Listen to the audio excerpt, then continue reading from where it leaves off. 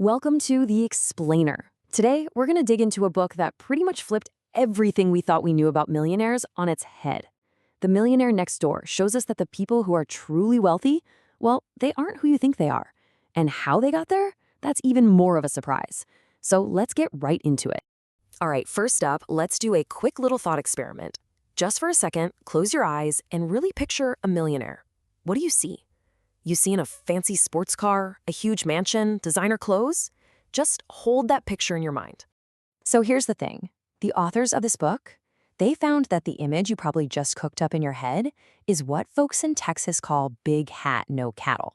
You know, someone who looks the part, all flash, all show, but underneath it all, there's no real substance, no actual wealth to back it up. And this slide just lays it all out so clearly. On the left, you've got the myth. It's what we see in movies and on social media, right? This flashy, high-spending lifestyle. But on the right, that's the reality that the researchers found after looking at thousands and thousands of actual millionaires. It's pretty different. And this whole difference between the myth and what's real, it all comes down to one single super important idea. Honestly, it's probably the most important concept in the entire book. If you get this, it can change your whole perspective on money. Right. And this is so important. Just because you have a high income does not mean you're wealthy, not at all. If you make a ton of money and you spend a ton of money, you're not getting wealthier, you're just living high. Wealth is what you keep. It's the assets you actually build up over time. And get this, the proof is in the pudding. A staggering 80% of America's millionaires are first-generation rich. 80%, they didn't inherit it, they built it from scratch, which proves it's all about your habits, not where you came from. So the big question is, if most of these folks built it themselves, how in the world did they pull it off? Well, the book shows it really comes down to which one of two financial paths you decide to walk down. Let's take a look. Okay, so the book breaks it down into two types of people, two paths. You're either a PA, which stands for a prodigious accumulator of wealth, or you're a UAW, an under-accumulator of wealth. To put it simply, PAs are amazing at turning their income into actual wealth. UAWs, on the other hand, are amazing at turning their income into a fancy lifestyle. And this right here, this is the motto for the UAWs, even the ones who make 6, 7 figures a year. It's what our culture basically screams at us from every direction, right? You earn more so you can spend more. It's a simple idea and a dangerous one. Okay, now this is where it gets really interesting. The book gives us this amazing case study of two doctors. They both have similar, very high incomes, but just look at the difference in their spending.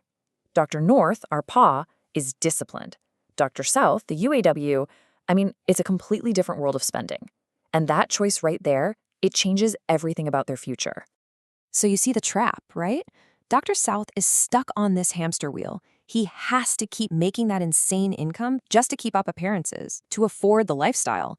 And that means he never actually builds real, lasting financial freedom.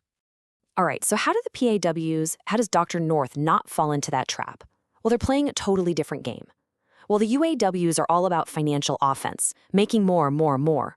The wealthy are focused on playing amazing financial defense.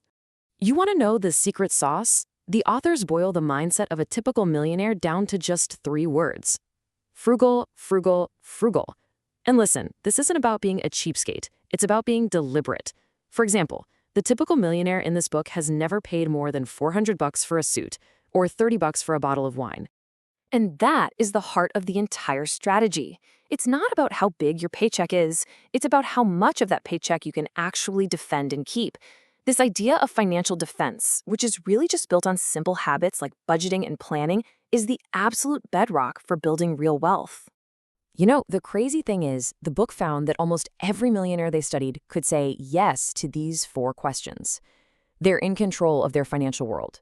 It's a really simple checklist, but it shows a huge difference in behavior. So how about you? Could you answer yes to all 4? So all this planning and discipline, it points to what a millionaire's real most valuable asset is. And I'll give you a hint. It's not their stock portfolio. It's not their real estate. It's something way more basic. At the end of the day, the biggest difference between someone who builds wealth and someone who doesn't is how they use the one thing you can never, ever get back: their time and their energy. Where your focus goes, your money is going to follow. And man, this chart just says it all, doesn't it? Look at the difference here. Dr. North, our wealth builder, is putting in the hours. He's treating his finances like a business. Dr. South, he's spending that time, well, shopping for stuff that makes him look rich. It all comes down to where you choose to invest your time. Okay, so what does this all boil down to? After digging through all the data on thousands of millionaires, what can we take away? It really comes down to a certain mindset, a set of beliefs that just separates the wealthy from pretty much everyone else. It really comes down to these three big things. First, they live way, way below their means. Second, they're super efficient with their time, their energy, and their money. And it's all focused on one goal, building wealth. And third, and this is maybe the biggest one, they believe that being financially independent is way more important than showing off a high social status.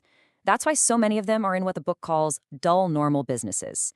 You know, welding contractors, pest controllers, auctioneers, stuff that makes a lot of cash but doesn't get a lot of headlines. And this quote from one of the self-made millionaires in the book, man, it just hits the nail on the head.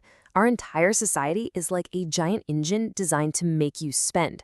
Pushing back against that to actually save and accumulate wealth, that takes a real conscious effort. So when you strip it all away, The Millionaire Next Door isn't really about how to become a millionaire. It's a book about the habits that create financial freedom. The playbook is right there. It's been proven to work. The only question left is which path, PAOW or UAW, are you going to choose to walk?